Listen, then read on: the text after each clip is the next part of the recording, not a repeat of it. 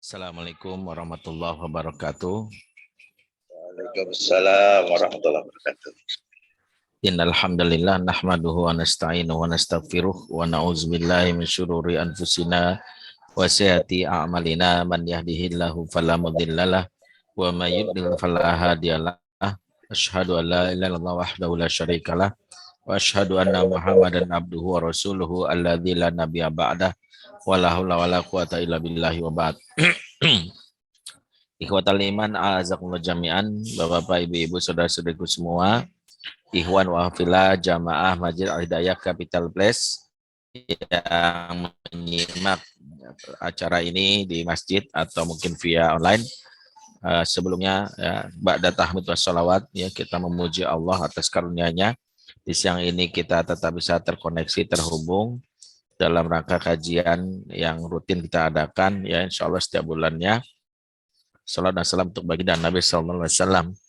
Kami Al-Fakir minta maaf sekali khususnya buat para pengurus masjid, ya, dari Masjid Al-Hidayah Capital Place, untuk Ustadz Haddad dan timnya, karena harusnya dijanjikan untuk bisa membersamai di kajian zuhur kali ini, tapi qadarullah masyafa'al, kami berangkat dari Bintaro dan acara sedikit lebih lama karena ada sesi foto bersama, sesi macam-macam yang harus kami selesaikan, sehingga 11:30 baru bisa keluar. Tapi setelah lihat Google Maps ternyata sulit untuk bisa on time, untuk bisa menyapa para jamaah.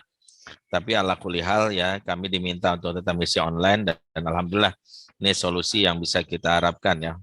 Dan tentu saja di hari ini kita masuk di penghujung, ya, bulan Rajab, dan bahkan sudah ada yang mungkin menyangka ini sudah di bulan Sya'ban malam ini.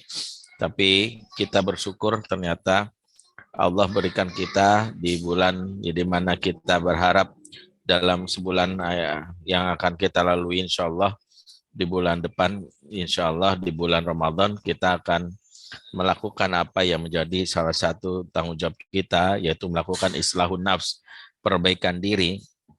Dan itulah yang diingatkan oleh Allah, dan perbaikan diri tentu saja tidak lengkap kalau tidak dibarengi dengan perbaikan keluarga, dan itulah yang disampaikan oleh Allah Subhanahu wa taala di dalam surat Al-Tahrim ayat 6, ya ayyuhalladzina amanu qu anfusakum wa ahlikum nar.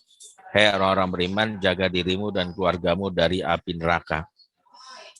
Jadi ayat ini mengingatkan kita, yang pertama adalah bahwa kita tidak bisa melihat diri kita saja yang harus memperbaiki diri, tapi keluarga adalah tanggung jawab yang tidak bisa kita abaikan, bahwa kita harus memperbaiki keluarga sebagai bagian upaya menyelamatkan diri dari api neraka. Jadi keluarga ini adalah syarat yang Allah tetapkan kalau kita ingin menyelamatkan diri dari api neraka bagi kita yang memiliki keluarga. Kenapa? Karena bagi kita yang memiliki keluarga, keluarga ini adalah amanah yang kelak akan dipertanggungjawabkan.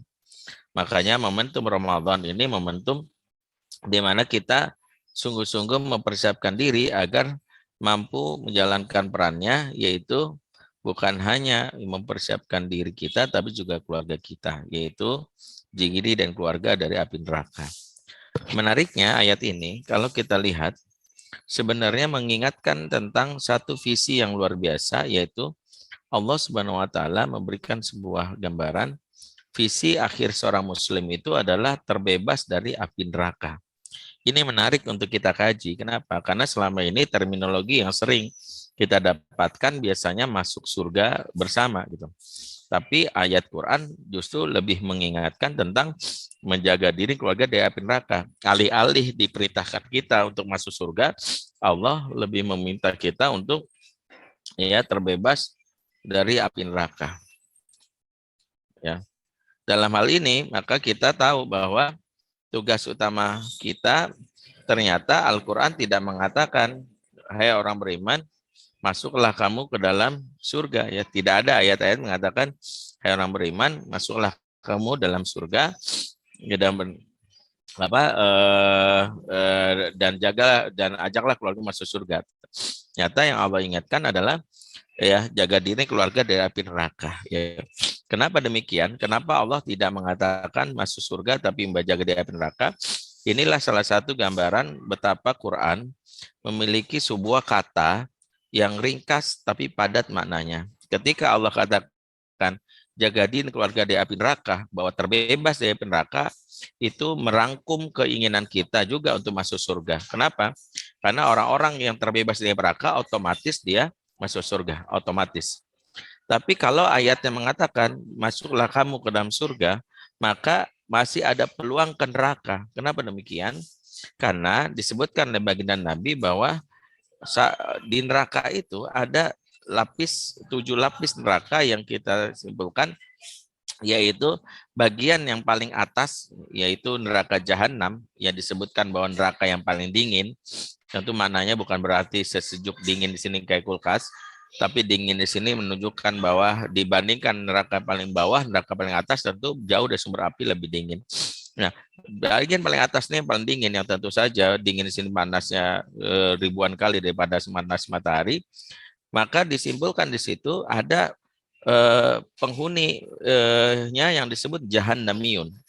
Siapa itu Jahannamiyun? Yaitu orang-orang yang beriman, yang dia dalam hal ini memiliki keimanan tetapi melakukan dosa selagi di dunia dengan dosa yang diulang dan dilakukan terus-terusan. Dia mengakui Allah sebagai Tuhan, bersyahadah, tapi perbuatannya selagi di dunia ada perbuatan fasik atau perbuatan maksiat.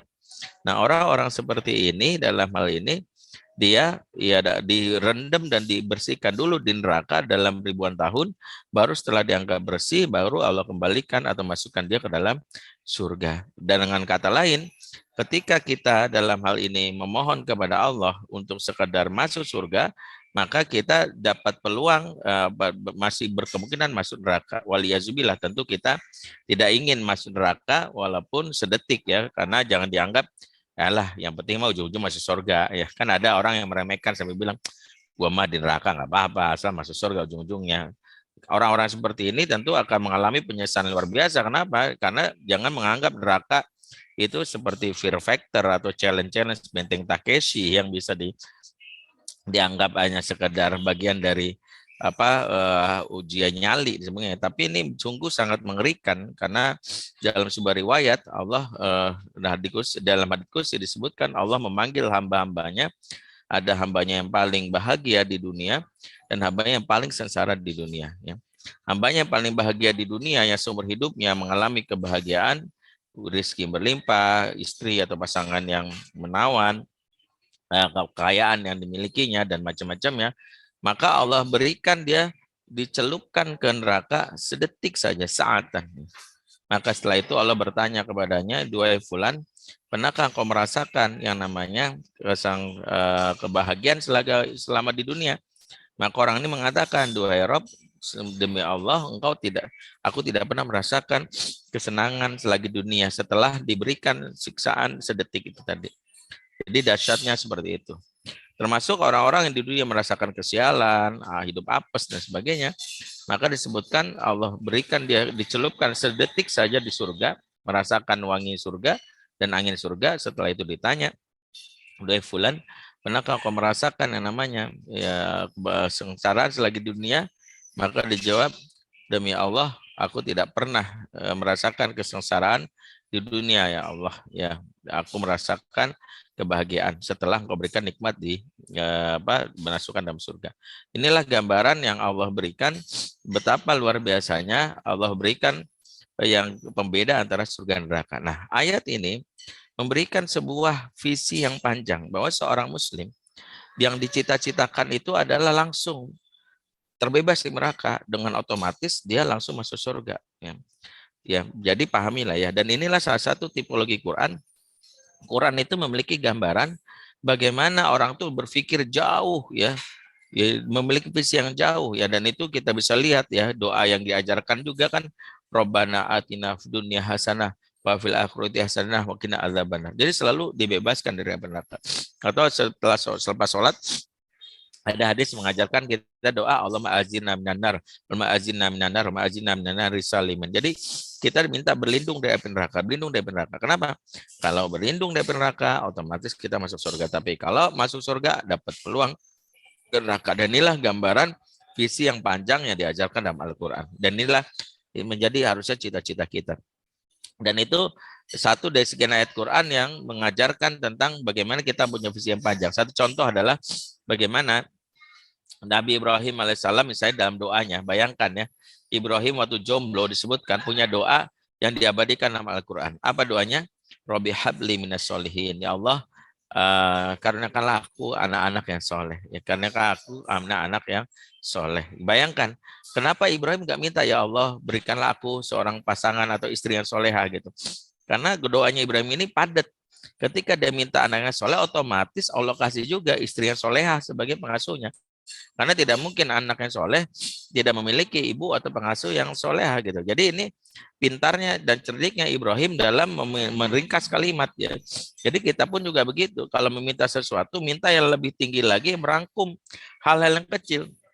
Makanya dalam doa sapu jagat kan disebutkan Robbana atina fid dunya hasanah, itu merangkum semua kebutuhan kita selagi di dunia.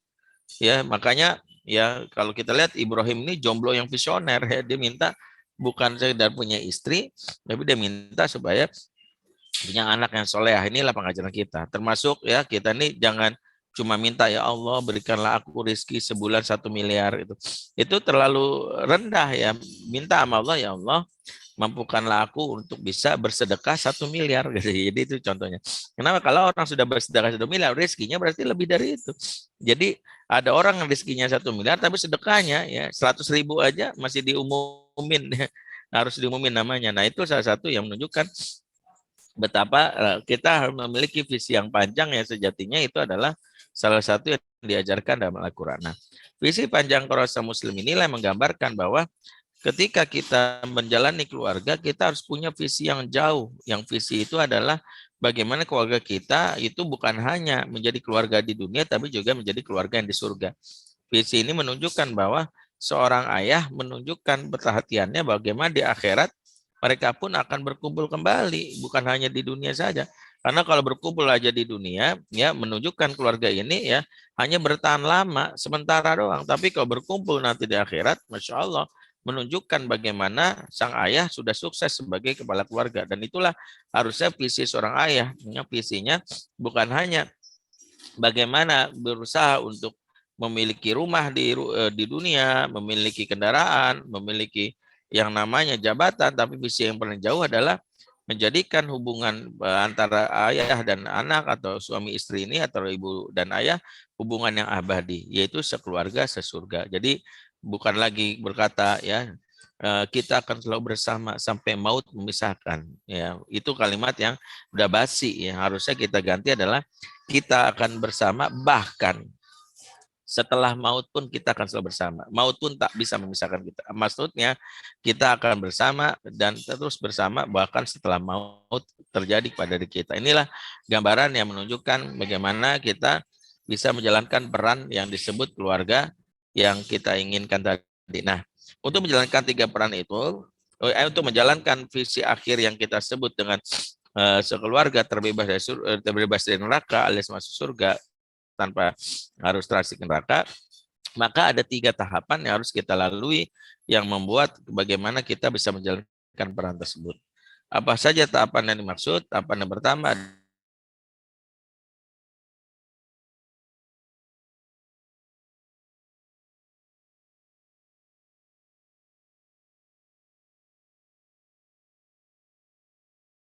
adalah jadikanlah keluarga kita atau almaskan, yaitu keluarga dalam hal ini berkumpul, itu menjadi tempat yang menyenangkan.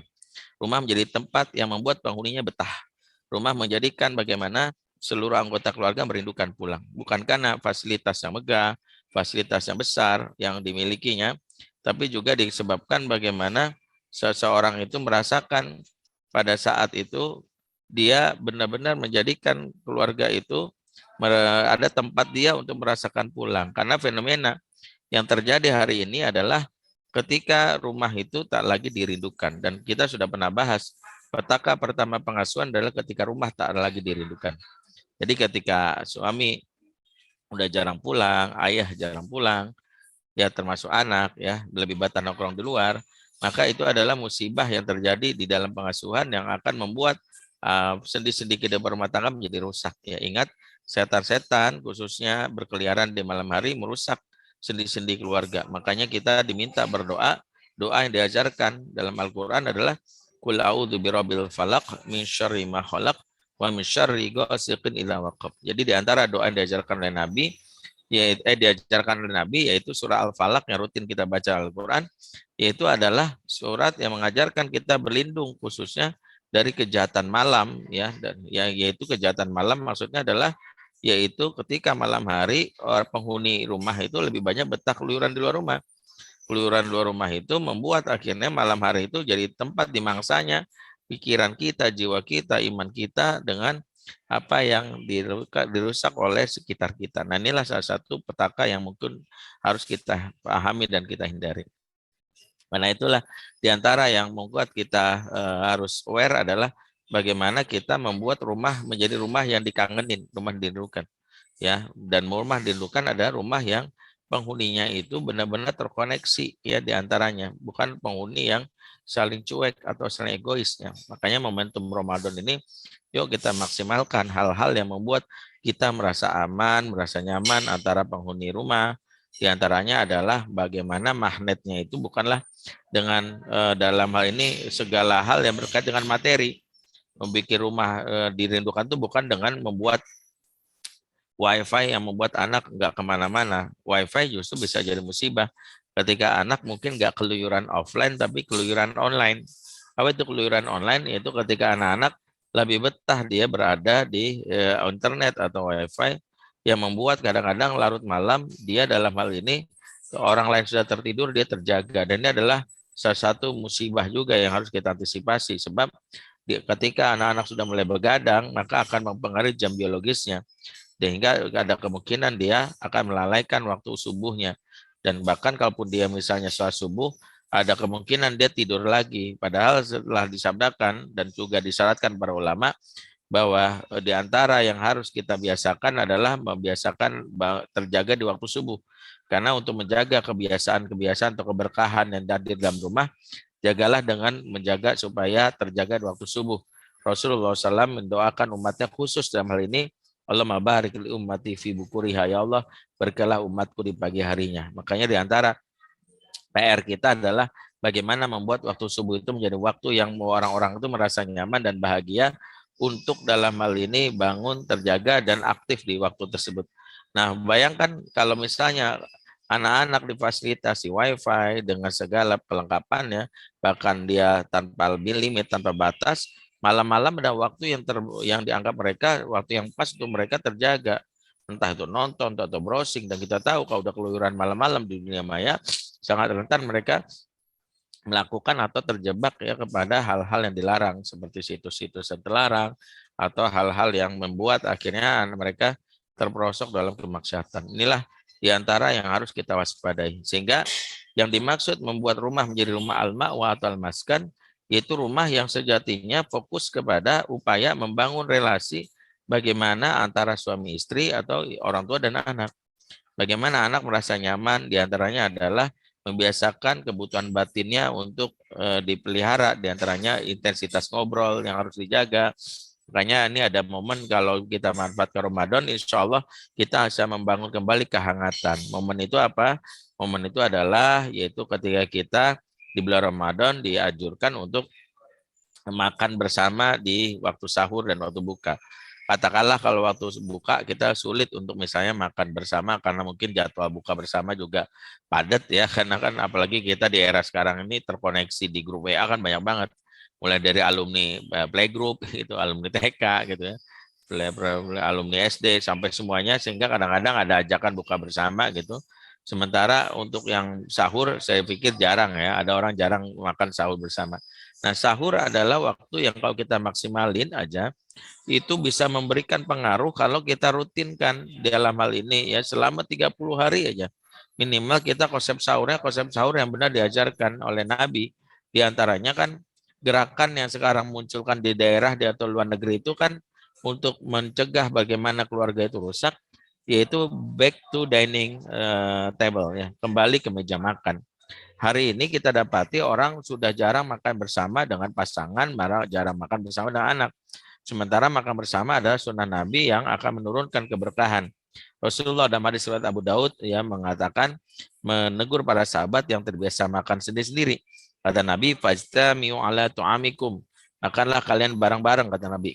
Wadhkuru smallahi alaihi barak lakum fih. Sebutlah nama Allah di dalamnya, niscaya turun keberkahan kepada kalian. Jadi Nabi menyuruh tuh makan bareng ya. Jadi jangan biasain itu untuk kita makan sendiri. Nah, sahur ini momen sakral untuk menghubungkan kembali pintu rumah supaya menjadi rumah al-ma'wa tadi al-maskan, yaitu koneksi antara anggota itu semakin kuat sehingga penghuni ingin selalu terhubung dan betah berada di rumah. Makanya diantaranya adalah makan bareng itu harus diniatin banget ya. Jangan sekali-sekali kita mengkhianati. Misalnya maaf nih, para bapak-bapak yang kadang-kadang Ramadan masih ada kerjaan sampai lembur, kemudian khawatir nggak sahur, justru jam 2-an ya makan sendirian, kemudian bilang sama istrinya, nanti kamu sahur sendirian aja ya. Aku kayaknya nggak sahur, aku udah makan duluan. Ini justru menghilangkan apa yang menjadi kebutuhan kita di bulan Ramadan, terkoneksi di meja makan, yang itu yang membuat kita makin akrab. Justru inilah hilangnya di antara keberkahan dalam rumah, yaitu pada suami malah makan duluan, meninggalkan anggota keluarganya. Atau ini juga salah satu nasihat buat para muslimah yang kadang-kadang dengan alasan haid nggak mau ya dalam hal ini ikut makan bareng. Mama lagi haid ya. Ya kamu aja dulu sama papa deh, lagi udah disiapin, udah dipanasin doang. Ini salah satu hal yang justru tidak disadari oleh sebagian besar muslimah. Makanya Lajnah Daimah, kumpulan para ulama dari ulama-ulama senior dari Saudi memfatwakan bahwa wajibnya atau dianjurkannya para muslimah ya untuk mengikuti dalam hal ini makan bersama alias sahur meskipun dalam keadaan haid ya, dalam rangka apa? Untuk membangun kembali bonding. Maka inilah kenapa di antara hal yang harus pahami. Nah, disebut makan bersama yang akan membangun koneksi hingga membuat para penghuninya merasa dekat dan nyaman kalau kita dicirikan dengan 5 hal. 5 ya. Yang pertama, makan bersama kata para ulama cirinya wujuhu ala tu'am, menghadap ke makanan. Bukan makan bersama ya makan di sini kita sambil nengok gitu ke TV atau mojok di rumah. Bukan, hidangan di depan hidangan di mana kita mengelilingi itulah sebut wujuhu ala tu'am, itulah makan bersama. Jadi kalau misalnya kita tidak menghadap atau bahkan menyendiri, mengambil makanan, kemudian kita menyendiri, mau makan di depan TV, maka ini bukan makan bersama walaupun dilakukan di waktu yang sama. Maka inilah yang membuat keberkahan hilang dan koneksi juga hilang. Yang kedua, sebut makan bersama adalah ketika kita membiasakan diri sepiring bersama atau segelas bersama. Ya itulah yang dipraktikkan Nabi. Ya, makanya kalau kita sewadah bersama, ambil, boleh kita makan langsung lewat tersebut atau kita pakai ke piring-piring kecil juga boleh. Itulah dianjurkan oleh para ulama. Makan bersama itu ya, dan mungkin ada yang agak jijik gitu ya, tangannya ketemu sama tangan dia belum tentu bersih. Tapi kita tahu Nabi pun mempraktikkan dan sahabat dan itu adalah sunnah mengakrabkan. Maka apalagi kalau antara suami istri ya menyisakan minum, Nabi pun menyisakan, kalau minum disisakan buat istrinya atau istrinya minum diberikan. Jadi jangan mengabaikan hal ini. Yang ketiga disebut makan bersama adalah ketika kita dalam hal ini ya saling mencicipi makanan dari sepihak lainnya, yaitu misalnya kita cobain masakan istri atau makanan istri, cobain ya deh gitu. Nah istri jangan pelit gitu, enggak punya aku gitu. Ingat kita sedang berusaha membangun keakraban dan itulah diantara yang Rasul ajarkan, makan bersama itu saling mencicipi. Yang keempat, tidak ada media ya, tidak ada penghalang seperti handphone, ya, tidak ada penghalang seperti maaf ya misalnya baca Quran pun dengan bawa mushaf di situ juga bukan hal yang elok kata para ulama. Sesuatu itu harus sesuai dengan tempatnya. Jadi jangan sampai mentang-mentang ingin disebut cap so alim, so hebat itu kita dalam hal ini ya malah lupa kalau ada saatnya kita makan, ada saatnya kita baca buku, baca Quran. Jadi amalan terbaik di meja makan ya bukannya baca Quran, bukannya baca buku, bukannya main handphone, tapi yang nanti yang kita bahas yaitu yang kelima, yaitu adalah ngobrol. Di yang kelima, salah satu indikasi bahwa di antara kita itu adalah terjalin keakraban kalau saling ngobrol, ya tahadas ma'hum. Maka kalau kita membangun ini, insya Allah rumah kita menjadi al-ma'wa atau al-maskan. Maka obrolan pun harus dibangun, obrolan yang menyenangkan, yang obrolan itu nggak harus serius, karena ada kaidah dalam rumah tangga itu bicara yang tidak penting itu penting. Jadi kita harus paham bicara yang tidak penting itu penting. Jadi mentang-mentang karena kita ustaz setiap omongan selalu pakai ayat, selalu bukan. Karena Nabi pun mengatakan kullu syai'in laisa lahu fihim dzikrillah la'ibun wa lahwun illa mula'abat rajul ma ahlihi. Ya kata Nabi, ya segala sesuatu yang tidak ada zikir kepada Allah adalah sia-sia belaka kecuali ya canda tawa seseorang kepada anggota keluarga. Jadi canda tawa seseorang pada keluarga, omongan-omongan yang mengakrabkan, walaupun itu nggak penting tapi menjadi penting, makanya sesekali kita boleh nanya atau makanan favorit, cerita tentang hal-hal yang nanti buka itu yang enak di mana gitu. Contohnya menu-menu favorit sebagainya. Itu yang pertama, rumah sebagai aman madrasah, rumah sebagai al-ma'wa. Kemudian rumah disebut sebagai salah satu tahapan berikutnya rumah sebagai al-madrasah, rumah sebagai tempat belajar. Makanya momentum Ramadan menjadikan kita untuk saling belajar, membiasakan diri untuk saling ya duduk halakoh, ya ada ayah yang membaca Quran atau ibu dan sebagainya, mau dia mentadaburi. Rumah yang menjadikan nilai-nilai dasar itu ada dalam rumah yang membuat keluarga itu punya nilai, maka dia telah menjalankan fungsi sebagai aman madrasah. Anak-anak tidak hanya mendapatkan orang tua yang asik, tapi orang tua yang bergizi. Karena kalau orang tua asik tapi nggak ada gizinya, itu orang tua ciki. Orang tua ciki itu asik tapi nggak ada gizi. Makanya kita pengen jadi orang tua yang asik, tapi juga ada gizinya sehingga orang tuanya asik, senang ngobrol yang enak-enak gitu ya. Tapi juga di salah satu kesempatan sering menceritakan hal-hal yang memberi inspirasi buat anak. Itu adalah fungsi rumah al-madrasah. Yang berikutnya yang ketiga, karena waktu kita terbatas, rumah sebagai yang kelima, yang ketiga adalah rumah sebagai al-markaz, ya, seluruh keluarga sebagai al-markaz. Apa itu? Bahwa sebuah keluarga diangkat sebuah sampai kepada kondisi yang ideal ketika dia sudah menjadikan bahwa saat ayah, bunda, dan anak memiliki yang namanya keinginan yang sama dalam beramal soleh, yaitu rumah sebagai proyek kebaikan. Jadi ayah memiliki proyek yang didukung oleh istri dan anak-anaknya, sehingga inilah puncak dari hebatnya sebuah hubungan keluarga. Mereka punya amal soleh yang digarap bareng-bareng. Ya seperti Nabi Ibrahim mengajak anaknya untuk mendirikan Ka'bah, kemudian Ka'bah berdiri. Selepas Ibrahim wafat, Ismail menugaskan anak-anak untuk melayani tamu-tamu yang berhaji, dan itu diteruskan sampai anak cucunya. Maka itu menjadikan proyek. Maka kalau kita ingin menjadi keluarga yang benar-benar memiliki visi yang jauh, visi akhirat, puncaknya adalah jadikan keluarga al-markaz, yaitu punya proyek bareng, punya keinginan bareng untuk membangun yang namanya membangun namanya proyek bareng-bareng. Misalnya di bulan Ramadan ini bikin proyek bagi nasi buka bareng gitu ya. Anak mendata, ibu yang memasak, ayah yang mendistribusikan, seperti itu. Semoga ini bisa memberi manfaat. Karena waktu yang membatasi sudah pukul 12.55, itu bisa kami sampaikan. Kami serahkan kalau memang ada diskusi sebentar saja ke Ustadz Hadat Riono. Kalau tidak, itu aja yang bisa kami sampaikan. Aku Wassalamualaikum warahmatullahi wabarakatuh.